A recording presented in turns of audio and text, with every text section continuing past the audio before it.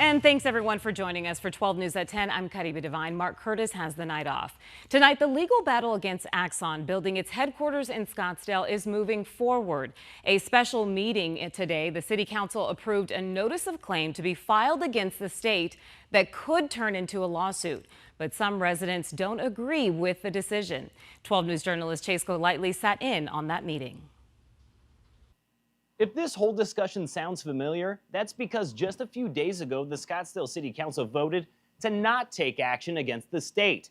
But today, that option was back on the table. It's deja vu all over again, right? Frustrated residents. It does not send a clear message that Scottsdale is willing to fight. And city council members. Now is not a time for excuses. All over the new Axon headquarters set to be built along the Loop 101 and Hayden Road. More specifically, the 1,800 apartments that would come along with it. Scottsdale does not want Axon apartments. I don't want 1,800 apartments. This was supposed to be put up for a vote to the people until Senate Bill 1543 passed by the state legislature that would allow the stun gun manufacturer to move forward without voter approval, leading to the city council trying to figure out a way to fight it by either filing a notice of claim against the state or a lawsuit, which could cost taxpayers hundreds of thousands of dollars. A notice of claim does not protect this city.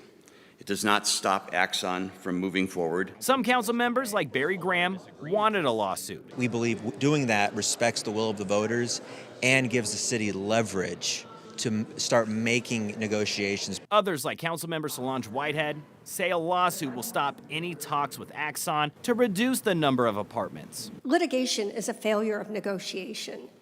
We're not done negotiating in my mind. A notice of claim would also allow them to file litigation down the road if those negotiations fail. After more back and forth between the council, they decided in a 6-1 vote to go with the notice of claim. I think it's the best possible outcome given where we started. Now, I did reach out to an Axon spokesperson for a statement on this notice of claim, but they declined to comment. We're in the newsroom. Chase Golightly, 12 News. All right, Chase, thank you. For the first time, we are hearing from Charlie Kirk's widow after his murder. Tonight, Erika Kirk streamed live from her husband's studio, opening up about losing her husband and the support that she and her family have received.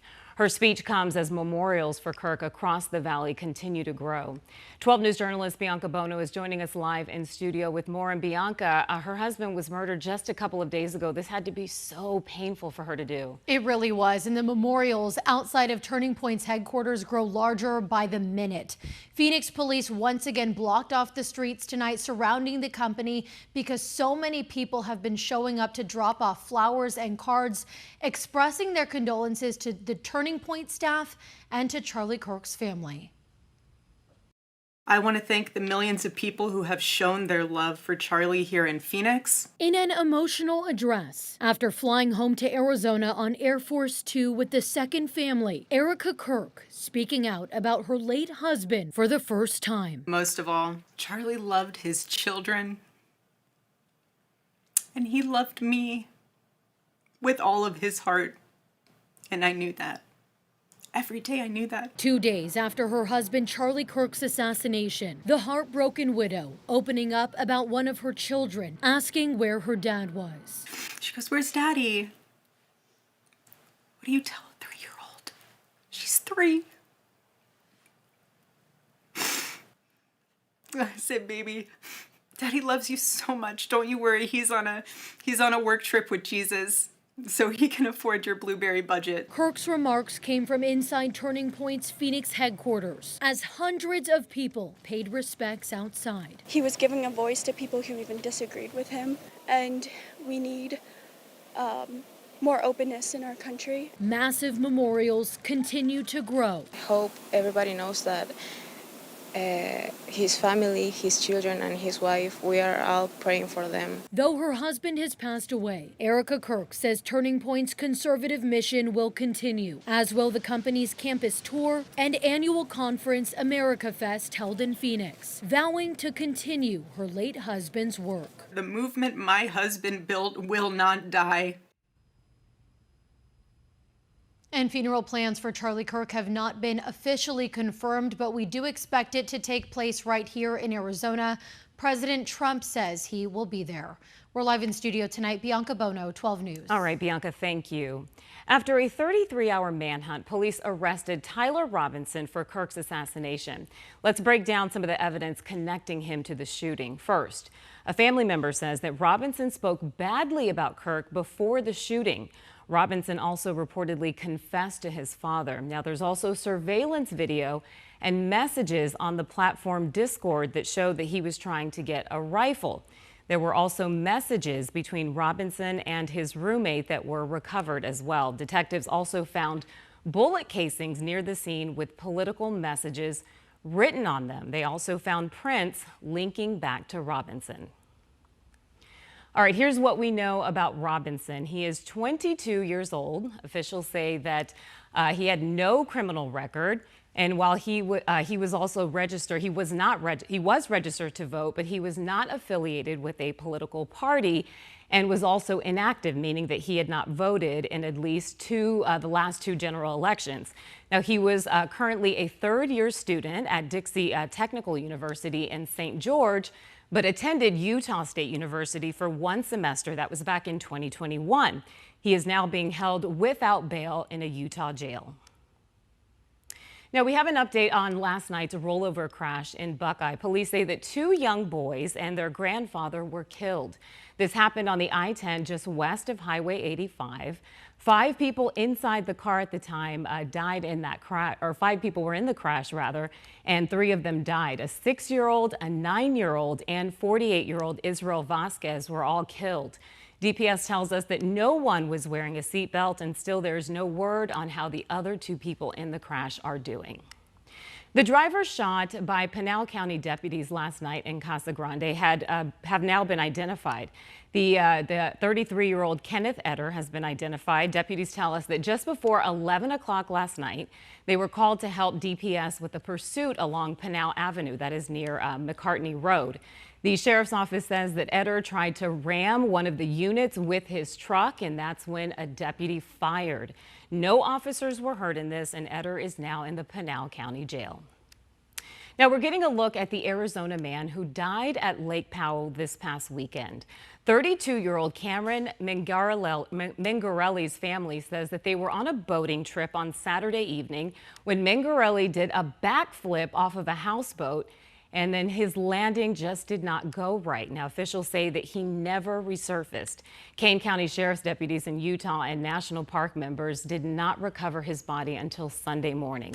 Mingarelli leaves behind his wife, Sarah, and their 3 young children. They have started a fundraiser to help with the expenses, and you can find that on our website at 12news.com. The body found on Camelback Mountain this week has been identified. Crews started searching for Harold Chudzinski along the Echo Canyon Trail on September 2nd. Now, initially the search turned up nothing, but on September 8th, park rangers located a body. The medical examiner's office was able to identify Chudzinski's body. Police don't believe that foul play was involved. The Glendale City Council has approved an agreement allowing the Vi Resort to buy treated wastewater for its pools. The Vi Resort will have 2 large pools equaling about 1 acre. The new agreement allows the resort to buy up to 50 acre-feet of water annually. That's enough to fill up 25 Olympic-sized swimming pools. Now, the agreement allows Vi to get around the state law restricting the use of water to fill lakes and pools and ponds and other large bodies of water. And this is because the wastewater will have been recharged into the aquifer. Vi plans to be the largest resort in Arizona, but has been under construction now for more than 4 years, despite initially planning to open up in 2023. All right, Lindsay, you've been watching our below average temperatures, but the heat is still going on. So what can we expect as we head into the weekend? Well, lower humidity and highs are going to be in the double digits, not just for tomorrow, but for Sunday as well. So things are going to feel pretty good across the lower deserts. We're finally falling slightly below average over the next couple days. Here's our 3-day forecast. Morning lows are also going to be very comfortable, starting off the day tomorrow at 76 degrees. degrees. That'll be at about 6, 7 a.m., rising to about 98 between 3 and 5. And then Sunday, morning lows again in the 70s, rising to 99, back to the triple digits again early next week. Up in the high country, it's going to be a great weekend to be outdoors, maybe take a hike. Flagstaff temperatures in the low to mid 70s, very little in the way of storm chances. In fact, looks like the White Mountains are really the only spots that could see a hit or miss storm both Saturday and Sunday.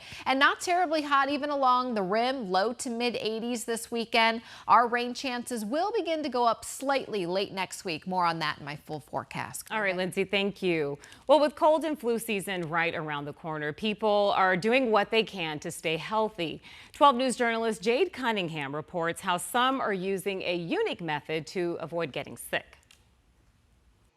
At Prime IV Hydration and Wellness in East Mesa. Obviously, the best thing is prevention. It's that time of year when chairs usually fill up. We're starting to get an influx of people that, because cold and flu season we're right on the precipice of that.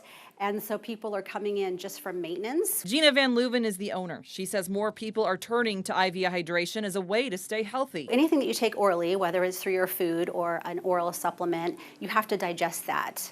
And a lot of people have impaired digestive systems, especially as we age. So this bypasses that and delivers the nutrients right to your bloodstream. As soon as you start feeling like something's not quite right, is amping up your immune system. Vitamin C, zinc are great for doing that.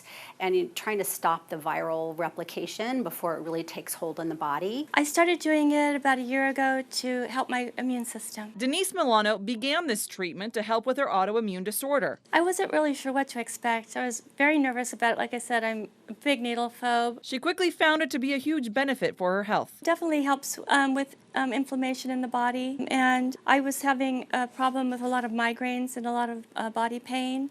And getting these nutrients directly like this helped tremendously with that as well. I think it would benefit a lot of people for their immune systems, especially during cold and flu season. Van Leuven says while this method strengthens one's immunity, other factors are also important to consider. When people come in and talk with us and we provide IV therapy, we also want them doing healthy things at home. So we talk about diet and exercise. So the next time you're feeling a bit off, it might be time to give your immune system the extra support it needs so you can stay healthy all season long. Jade Cunningham, 12 News.